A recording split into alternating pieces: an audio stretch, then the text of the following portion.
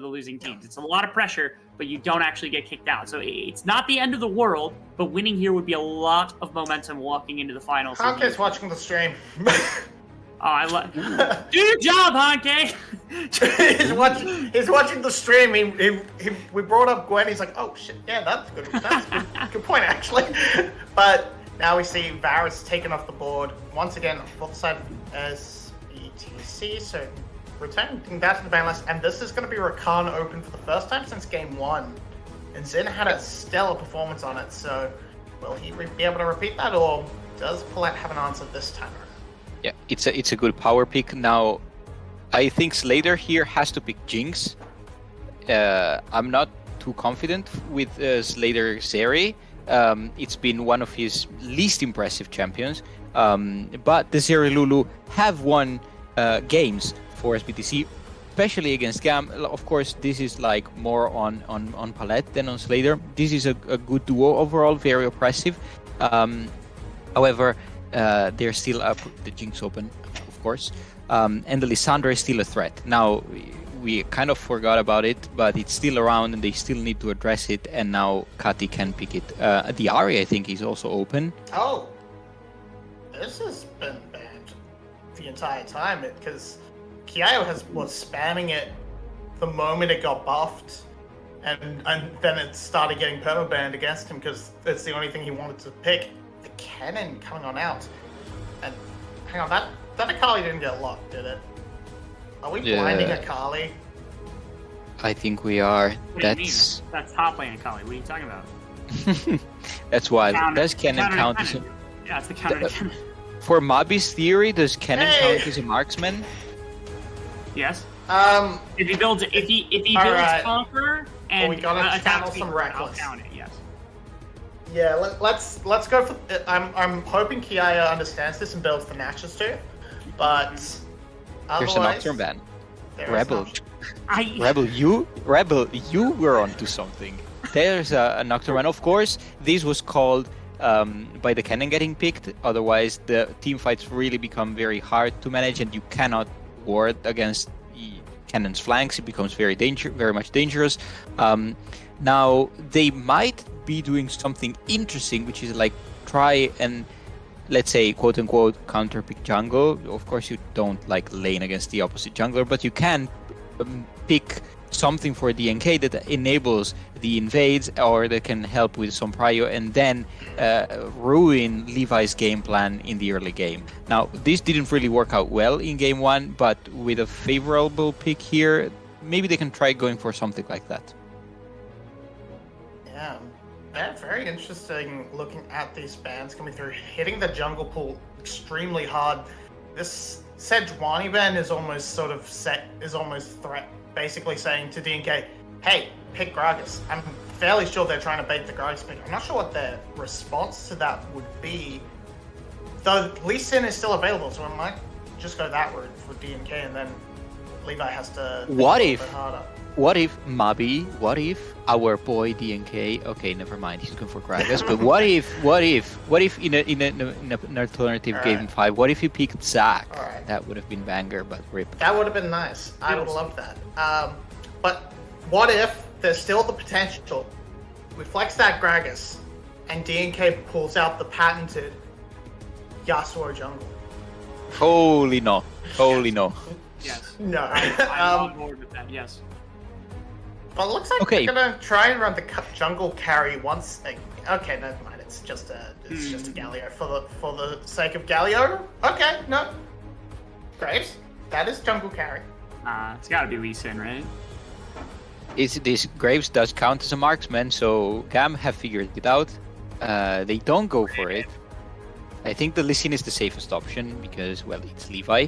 And also you want to impact the early game as much as possible without, relying too much on mid-late game, or, you need to be in the map early, or Gragas, DNK just takes over the game. And now we have the counter pick for it's gonna Emperor. Face, isn't it? Into cannon. There's very little that you can play into cannon that mega stomps him like you would want. Also because it's Kiaya playing it, so there are not many great matchups into it. But as long as you make it a skill matchup, as we said before game 1, Emperor thrives. So I like this choice. Okay, well, I mean, we have our last bits of compilation. Give me your final thoughts and your final predictions for the series as you see both teams kind of put together here. Yeah, I don't think... I think SBTC kind of lost it over the dinner break. They do not look particularly confident in this one. I'm not sure about this draft at all. I would have much preferred something much more engage-oriented out of Paulette to counter their Khan somewhat, rather than just the Lulu. I would have preferred not a blind Akali pick for no reason, but Dia1's going to have to try and make me eat my words, because otherwise it's just a gun. This Akali pick in the last game against a very hard-to-play comp, this is Glory's legacy. SBTC picked it to win and make finals in their stead. That's it. SBTC takes it. All right. One last split desk before we step into our final game of the upper bracket finals here between GAM and SBTC Esports. One last time, Carix and Yulwei get us into the last game of the series. Happy to take it off you, as it is a game number 5. Yulwei, we've done a lot of these. We've done a lot of game 5s with GAM. We have been treated to a lot of very good series in the VCS history, and yet again, it's a close affair. We were worried. GAM went 14-0 in the regular season. I was getting worried, oh no, is this going to be a subdued split where everything is already decided? But no, teams are close enough. SBTC has been getting better and better, and today, now is their chance to really cement themselves as a top team in the VCS, get to the finals, wait for their enemies in just 2 days' time. Could be GAM again, very likely GAM again, but could also be Cerberus, and getting away from that best of 5 tomorrow is such a huge boon for a team. Also, already winning one big best of 5 series against the big favorites in GAM would be such an amazing achievement. So it's all eyes on SBTC, I think, as GAM has just drafted a standard, boring team fighting style composition, where we finally get to see a little bit of a glimpse at Cannon. And Akali. This is actually a really, really hype matchup. The Akali versus Kennen, the Enper versus Kiaya in particular. It's Enper on a heavy skill carry. Yeah. So far, I feel like Enper has not really shone as brightly as last week when he completely decimated Nagia. Think back to some of those Kassanti games. Incredible. I was casting that series and he hit so many 3-man knockbacks on Kassanti, which are illegal. They should never happen. And he just made them happen every team fight. He dominated with that champion against Nagia in lane, but then also in team fights. So now the Akali is a very different look. Why is the NK so low? What happened to his HP bar? I'm very scared for him right now. I don't know. He must have been harassed out of his jungle. I think there must have been someone waiting for him at his red. Because he also hasn't taken Raptors or red. I'm not sure. There must be bug or something on the overlay, right? Because he's sitting on 8 CS and level 1 on my screen. That can't be true. 8 CS and level 1? I don't know. Actually, no, I know what happened. We'll get back to it. As there is a fight, he didn't start with a jungle item. Oh, Paulette is low. Paulette is dead. It's Slater trying to find something. He flashes forward. He will get it. Can he get onto Zin? Knocked up, taken down. That's 2 for 1 for GAM spot lane. The big weak point for GAM, finally turning it all around. First blood for Style, and now he's on the Jinx. It seems like Jinx is just getting every first blood. No matter who plays the Jinx, no matter what team plays the Jinx, it's just a magnet for early kills.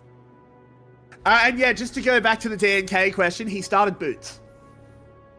What? Yeah. In the game 5? DNK? Yeah. Oh my god. Let's take a look at this this fight here. Slater is suffering a bit from being Zeri because so many minions are right in front of Style, so you can't attack him.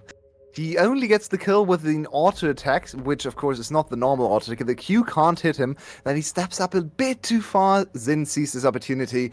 Easy execution there, and that is one of the biggest fumbles I've ever heard of for DNK. Starting boots, teleport instantly forced. Yep, they do have to call down that TP. Tier 1 has to take the annoying walk back up the river, or just use it as time to get a reset. Not that worse. Not that terrible, and it does stop the early play. Nice little interrupt there. So Levi spends a few more seconds while Slader's jungler is still a bit behind because of unfortunate circumstances. I mean, ignoring the literal amount that he's behind, how do you recover from that tilt? I accidentally started no jungle item on a jungler about a month or so ago. I just misclicked. The game literally gives you only those items as options, by the way. You need to actively decide. I know. I misclicked. Okay, it was a comedy of errors. Maybe he can redeem himself here. Ooh, no flash on maybe style. He can. The traps are out. They're going to try and turn on to Paulette. They're just going to sacrifice style. No point really messing around with that one. But what I was trying to get to was, how do you recover from the tilt? Because I've done that, and I almost alt F4'd the game. If I hadn't been playing with a friend, I would have left. I mean, to be fair, he actually kind of made it work. How did he actually not die in his first clear? It was very close. He had two camps taken before he got to level up. That is incredible. How did he stay alive level 1 without jungle item? I need to see a pro play replay of that. Because give me the pro view. Oh my word. Well, he's got an assist. He's got his bot lane ahead. So maybe boot start Gragas is just good. Yeah, evidence points towards actually. I mean, if it wins this game, 100% win rate. Yeah, exactly. I'm gonna do the Twitch chat method of results-based analysis, which means that if he wins this game, it's the meta. Well, let's get back to seriousness, because this is an attack on Kati, but he, of course, is a very tanky boy on this Galio. Kati has just become froggy, these players. Lissandra and Galio every game. This is not the Kati we know, but it's working mostly for GAM, who are kind of trying to have Levi as the main carry again, which is akin to what... Oh, Style exhausted up. Slater just kills him. AD diff, Style, what are you doing? I mean, Slater's always been a bit of a Game 5 monster your way. He's always been a bit of a Game 5 gamer. And think about his career. 2 titles in 2020. Emperor. He might be in some trouble. He's in a lot of trouble. He's stunned. He kited the auto attack for so long, I thought he lived. Kiaya is also a Game 5 monster. We talked about his incredible resume, and Kiaya is up there. Look at his itemization choice as well. Kiaya made the call to just go instantly into MR, so to put the threshold for execution so much higher, and Enpa is struggling to find any good trades.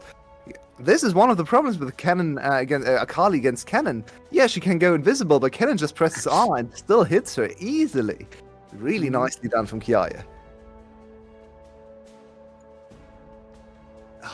It's pretty wild that they do pick this Akali. It's a champion that's just not seen very often at all. It's an incredibly volatile champion. Like, if Enpa doesn't get things back under control, he will be useless this game. Yeah, I feel like this Akali is an adaptation against the Jinx, right? Because we've seen Jinx dominate. They literally have the better Jinx play on their team, and he was carrying 2 of the 3 games. They played the Jinx, so I feel like they just made the adaptation to go, okay, we need something that can get on top of the Jinx, and that doesn't force us to go front to back into the Jinx, because that's a losing play with almost any champion right now. So let's try to find the wildcard champion, the champion that can just ignore the front lines and jump into the back line, annoy the Jinx, maybe even kill the Jinx. Akali was the choice. It's not easy to play into Kennen, as we have seen, and with Kiaya able to adapt his build path, this is now a perma-losing lane for the side of SBTC. They're gonna bleed gold in the top lane. Kiaya is gonna get really, really strong for team fights. So they have to find something else, some weird kill angle, some good flank for Enper to get him back into this game. I wonder if there's almost a lane swap angle. I mean, it would be really sad to sacrifice a really strong bot lane, right? Because we've seen No. later. As in the Jace. Right. Yeah, when I looked at the draft, I thought the Jace was going top 100% because Jace is actually one of the picks you usually counterpick the cannon with. A lot of the cannon teams will ban the Jace to not run into the cannon against Jace matchup. So seeing the Jace picked into cannon but then deliberately not being matched into the cannon is very curious.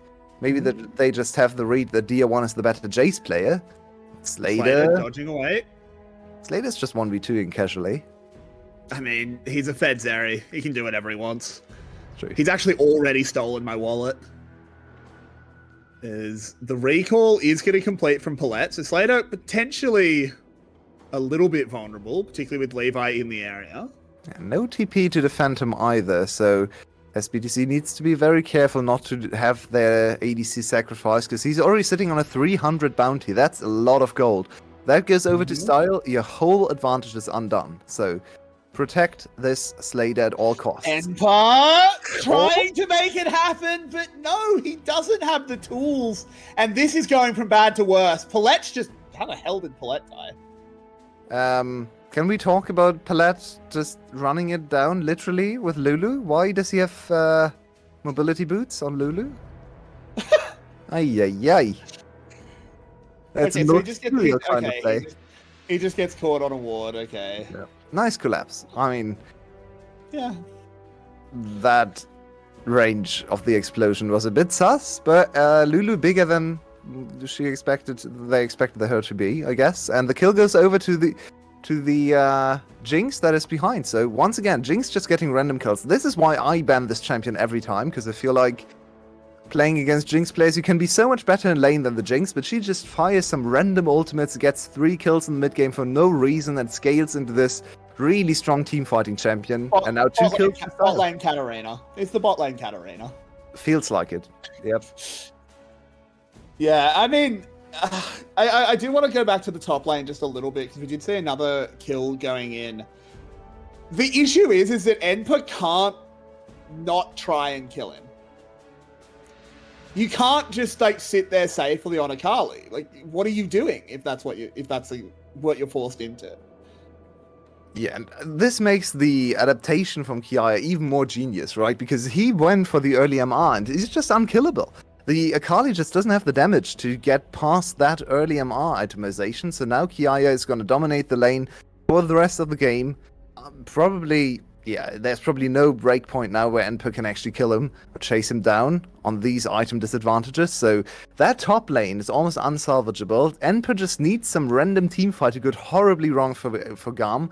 Get the shutdown maybe on the Jinx if she collects a little bit more gold, maybe get the cannon if he overextends, because just through laning, I think Enper can't get back into this game.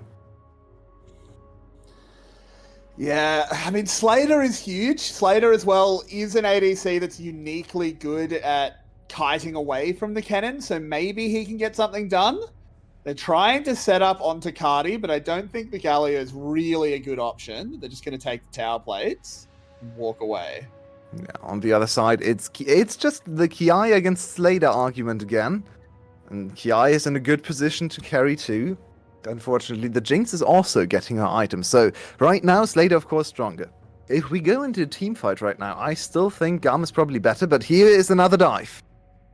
Yeah, they're going to try and make it happen, but Cardi plays it so well. The shutdown comes in, the kills are here. And it's a game 5 GAM, baby. They try to dive for Galio with stopwatch. No. Ay. Let's look at this again. This is so hard to make work. Okay, they actually burst him down really low at the start of the fight. It looks possible, but then what an amazing counter engage from Carti. He doesn't even have stopwatch. That was my mistake. It was, of course, the Galio, the Gragas with the stopwatch, but just getting so tanky with his aftershock. They forgot about his aftershock. They forgot about the W damage reduction, so this Galio was really hard to kill, especially after the initial burst. Didn't land the kill. And it's such a risky play to go for you in Game 5. I like the activity, I like the proactive play, but maybe not on the Galio on the tower. I mean, your way, it's just going from bad to worse. At first, we had the situation where GAM was ahead topside, but SE, they were ahead in the bottom side, and that was okay. But now they don't even have that bot lane lead, at least not really. A Jinx has some gold in their pocket. Style is going to be able to scale. And with with this huge cannon as the front line, it's just a disaster. Yeah, now it's really on GAM to play this game out like they did in game number 1, game number 4. Slow, controlled, through team fights with a better scaling composition. They have so much protection for their Jinx, but now we need to see if GAM is actually the VCS team that was promised, the one VCS team that can resist the urge to always go in. They have Rakan, they have Galio, they have Cannon. Those champions, if you look at them, they want to go in, they want to dive on top of Slater, but I think in this game, uniquely, it's better to play them defensively, especially the Galio and the Cannon. If they just sit on top of Style, no one can ever kill Style. Akali's gonna be useless, Gragas is gonna be useless, Slater can never make the difference, so I want to see GAM transition their aggressive composition, their engage-heavy composition, into just a peel Style kind of play, and let him carry this game on the Jinx, like Slater did in game 2 and 3. I'm sure they can. It's actually a team that is able to recognize their win conditions fairly well, even if it does still feel wrong to say that the ADC for GAM is their win condition. A very rare thing to say. Cardi getting himself a tower, making sure he denies every bit of gold that he can before he does take it down. Cardi's having a good time on the Rift today. Playing champions that are pretty easy to pilot, just it's more about knowledge than mechanics, and having a good time in the side lanes on the Galio now, survive the dive. This is exactly how GAM liked to play Carti, or around Carti I should say, in Summer Split last year, where they always sent him to side lanes really early in the game and just let him play weak side situations in side lanes, where a lot of times he actually died to go 1-for-1 on stuff like Victor. I think I even made a video about this, where aggressive weak siding, I called it, where Carti is always there to catch waves and actually posture aggressively, even when he's in a numbers disadvantage, because it puts so much pressure to perform on the enemy team, and he's starting to do the same thing again. So remnants of the old GAM are back in game number 5 here. That they are, and the Herald is summoned in mid. That's going to crack this lane open. I can see them getting the second charge as well. There's not nearly enough resistance being put up by SBTC. And honestly, I think this game is honestly illustrated by the difference in junglers right now. One of them started with boots instead of a jungle item. That's something to look back on very, very sadly and sternly from the side of SBTC, and maybe something they can tell themselves after they lose today's series. Well, our jungler just entered game 5, so let's not do that on Sunday and win against GAM, because they've won 2 games today. They are still not out of this one, of course. Slater's still super strong. Tier 1 scaling all right into the mid game, but they are in a losing position now. But even if they lose today, they're not out of it. They are going to have another chance if they win against Cerberus tomorrow at the same time. They will have another crack at GAM in the final. It is, if SBTC is the team that loses, they haven't lost this game yet. They're in a very hard position, but the game's not over.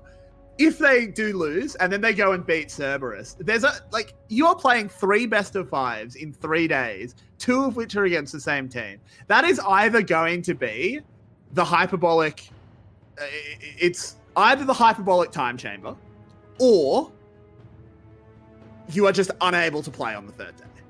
Yeah, and we have a lot of evidence for both sides of the coin, right? Some teams just crack under too much pressure, and there are too many games to prepare for. They just have to play their style and can't really go from opponent to opponent. And some teams just play themselves into incredible form and make those loser bracket runs possible, right? We have seen it in multiple leagues where the loser bracket actually, or going down to the loser bracket and playing more matches will provide you with a lot of experience, with better meta reads, and those teams end up winning. There's a huge example in LEC. It happens a lot over in EU, but also Gen G just a few weeks ago, coming from the loser bracket side. So DNK trying to make something happen, doesn't quite get the angle, was close though.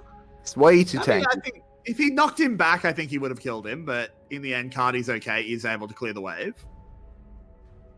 Yeah, but GAM is still playing such a comfortable game here, just going objective after objective. This is number 3 on the Dragon count, and all their winning games, Game 1, Game 4, and now Game 5, have been like this, where they slow down the mid-game, they go towards Dragon scaling, just a very cookie-cutter style, a textbook League of Legends, just stacking the Dragons, playing through team fights, and slowly but surely winning the game on a better late-game composition. We will see. I still have a lot of faith in Slater. He's still a 2-item Zeri. He's still big. The Ghost and the Shield Bow should mean that he's able to kite Kiaya fairly well. I don't think the cannon is just a death sentence. Though I'm not 100% confident in that. He is very, very strong. Yeah. And the other problem, of course, is that GAM has 2 jungles right now.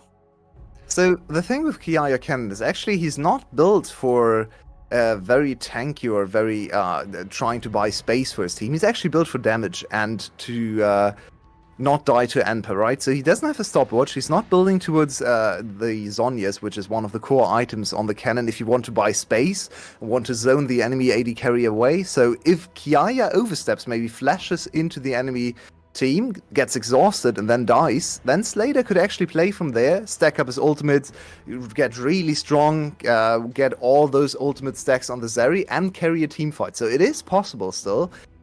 The first opportunity will always go to GAM from this position, but if they overpush, if they overdive maybe under tower, then there is some hope for this strong Zeri. There is. I mean, look, I've seen Zeri do things that no human should be able to do. So I think chicken fans out there, you've still got hope. Zin, going deep for vision, is backed up. But Paulette, not going to do anything silly, not going to step forward when he doesn't need to. No objectives on the map, 3 minutes away from a potential Cloud Soul for GAM. If they want to go for that fight, DNK, be careful, be careful. This could be a fight. They do manage to disengage from Zin's Rakan ult. It takes a lot of damage. TPs are landing. Slater has not pulled the trigger on the ult. Still has that available for potential round 2. Ooh, that was an opportunity to chase, but SBTC playing it safe, playing it slow, not actually overextending into the likes of Cannon and Galio. Maybe a smart play, but unfortunately it doesn't really yield anything for them for a comeback either. So game state preserved, still on the same kind of breakpoints, and GAM still 4k gold ahead.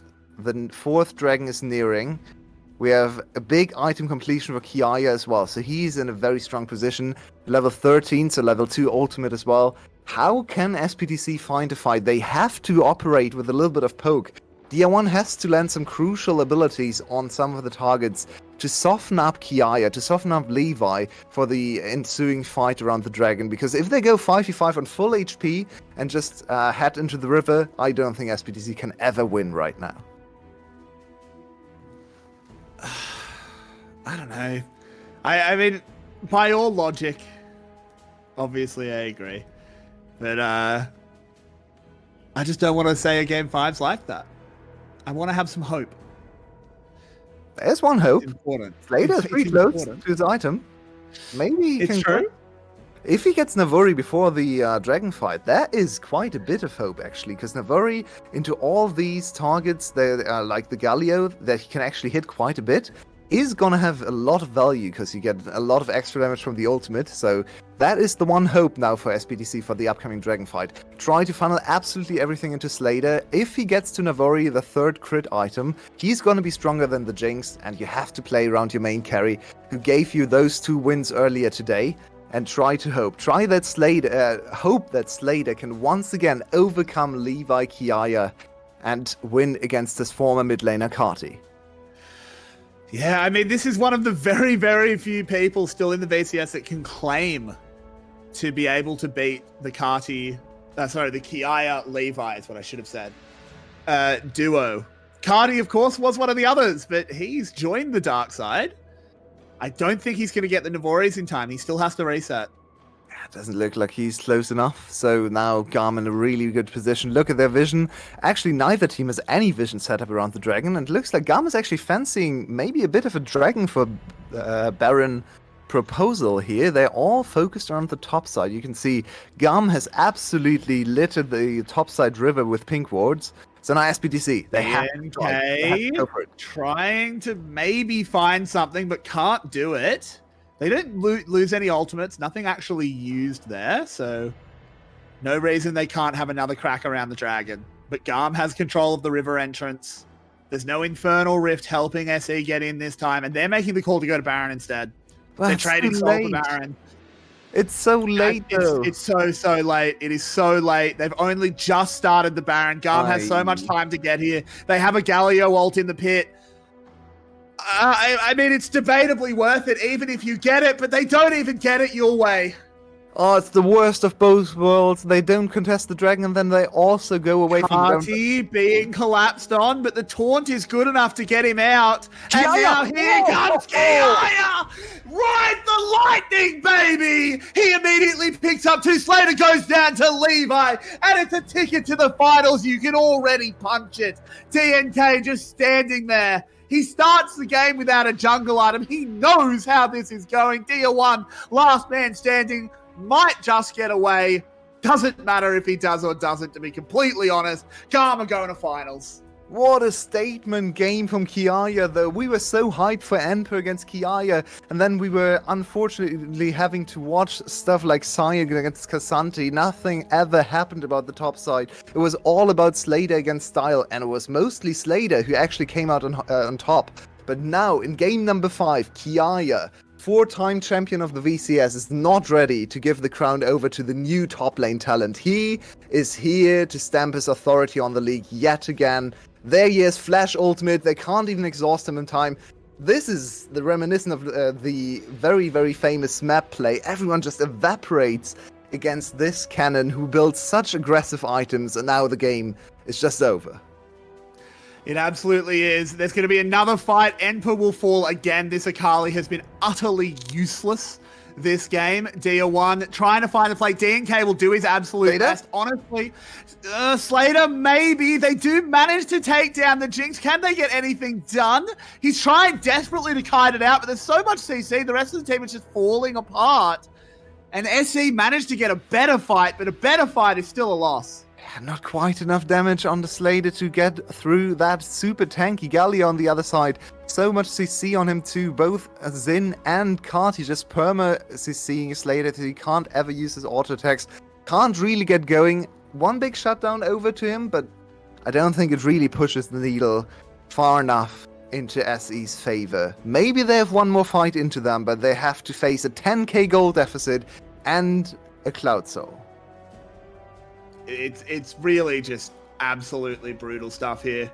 I will say, as much as we will make some jokes about DNK and his little mistake at the start, I don't think he's been a real problem here. It's just been nothing working for SBTC, to be completely honest. The only person who's really showed any signs of life is Slater. Yeah, good early bot lane play after the initial 2v2 disaster that happened to chase down the enemy ADC 2 or 3 times even for a 3-1 start for Slater. But as he did actually at the start of the split a few times, after early advantages, Slater not always able to convert it into victories. And Pistad, once again. Yeah, DNK just kind of watching this happen. He's now been found in the bush. Can you see a tilted man? I see a tilted man go pop. And DNK, unfortunately, has found himself in this kind of position way too often in his career. He would so like to also have a VCS title, but there's one jungler that always stands in the way, that always takes all the titles away, and that's Levi. DNK just desperately trying to get on the same level. He was so close today, and he will have another crack at a title tomorrow and the day after if they win tomorrow, but today is not the day he wins against Levi in a best of 5. Once again, it's Levi Kiaya, the unbeatable GAM dynasty, winning game number 5. That they are locking themselves in for another finals berth as Slater goes down. It's Paulette and Enpa against the world. Not much of a wave left. I actually think they will hold. This game will continue, even though I don't think the result is any doubt. They're hungry. They want to end this one. It's late. Yep, they want to go home. And here we go. Yeah, and they land the knock-up. They kill Enpa again. Zin with a lovely Rakan. Really understated how well he's been doing this series, but he has been fantastic. It's another ace. It's a continuation ace. It's a Game 5 victory, and it's GAM going to the finals where